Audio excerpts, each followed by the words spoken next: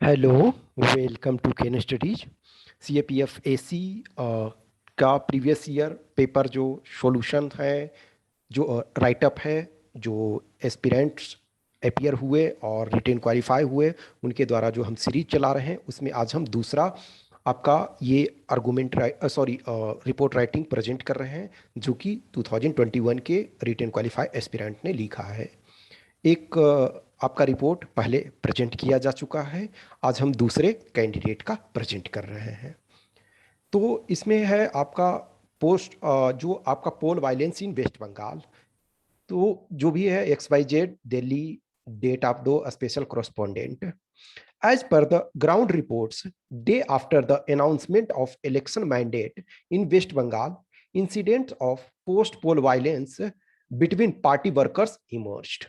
तो ये आपका जो इमर्ज हुआ। The report tells that the violence continued for days thereafter, यानी एक बार शुरू हुआ तो वो कंटिन्यू रहा।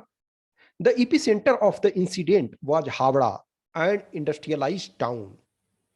It emerged when the political parties' offices were burned down. After a while, it took communal shape in few of the locations. तो जो भी कुछ एरिया में है आपका कम्युनल शेप, प्रॉब्लम ये होती है वायलेंस कहीं भी जस्टिफाई नहीं किया जा सकता है, लेकिन वायलेंस यदि कम्युनल रूप ले ले तो वो और बहुत हानिकारक होता है, बहुत डेंजरस होता है।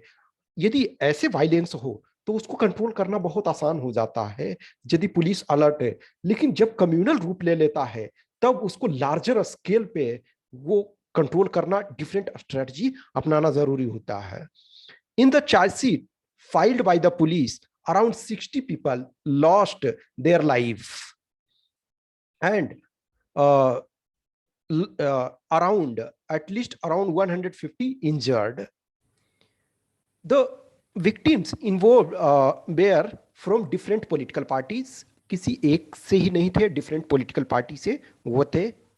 although a lawmaker a response, a state government paved in by imposing curfew in red hot areas।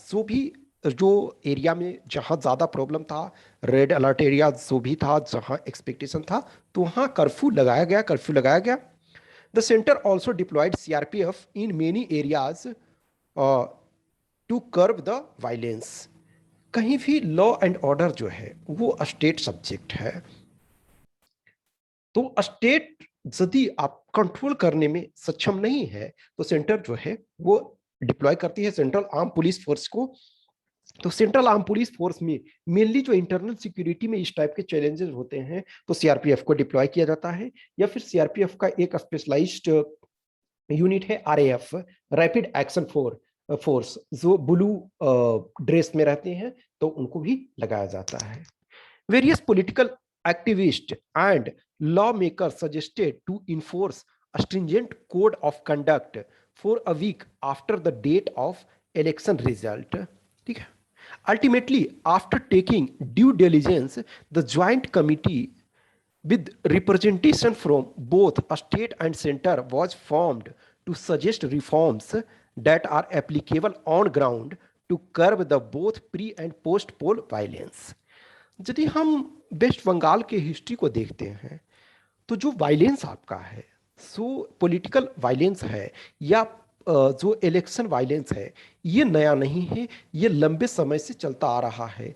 तो कहीं ना कहीं दोनों को central government as well as state government and all stakeholders, चाहे वो पॉलिटिकल पार्टी के रिप्रेजेंटेटिव हों, पॉलिटिकल पार्टी के प्रतिनिधि हों, पॉलिटिकल पार्टी के कार्यकर्ता हों, या फिर जो सिविल सोसाइटी है, उनको भी आगे आना चाहिए। पुलिस प्रशासन को, चाहे किसी भी पार्टी का गवर्नमेंट हो, जो पुलिस को न्यूट्रल रूप से एक्शन लेना चाहिए। ये कोई भी वायलेंस जो है, कहते हैं कि जब देश आजाद हुआ और गांधी के देश में और बंगाल यदि देखा जाए तो पॉलिटिकल एक तरह से सेंटर रहा है हमेशा। वायलेंस जो है बंगाल की हिस्ट्री में नहीं एक तरह से है, क्योंकि क्या है कि बंगाल यदि देखा जाए तो उसने देश को इनलाइटेंड किया, लेकिन आज का जो बंगाल है शायद वो उस टेस्ट पे खरा नहीं उतर रहा है। तो that was a report. Obviously आपको 200 वर्ड्स में लिखना होता है, तो बहुत ज़्यादा आपके पास स्कोप नहीं होता है। तो हम इस में जो भी है कैंडिडेट का, जो रिटेन क्वालिफाई कैंडिडेट हैं, तो हम उनका डिफरेंट ये देख रहे हैं। आप उनसे सीखो, उन डिफरेंट पीपल्स का हम different an number of candidates का प्रेजेंट कर रहे हैं, ताकि आपको होलिस्टिक अप्रोच मिले, होलिस्टिक आइडिया मिले। डिफरेंट कि one size doesn't fit everyone, जो होता है कि हर अलग अलग कैंडिडेट का आप देखो, तो किसी का शायद आपको अच्छा लगे, किसी का थोड़ा आपको प्रॉब्लम लगे। तो at the end of the day मैं किसी को भी कहता हूँ, जैसे कुछ एस्पिरेंट से हमने जब लिखने के लिए बोला, तो बहुत लोग हेजिटेट भी कर रहे थे कि सर छूटा हुआ है, या मैं अभी पीक पीरियड में प्रैक्टिस में नहीं हूँ। मैंने यही बोला कि कोई भी परफेक्ट नहीं होता है। आपसे जो हो सकता है, आपको जो लगता है उचित, जो आपने लिखा है, जैसा आपको समझ में आता है वो प्रेजेंट करो। कोई भी परफेक्ट नहीं होता है, कोई में भी 100% मार्क्स नहीं मिल रहा होता है।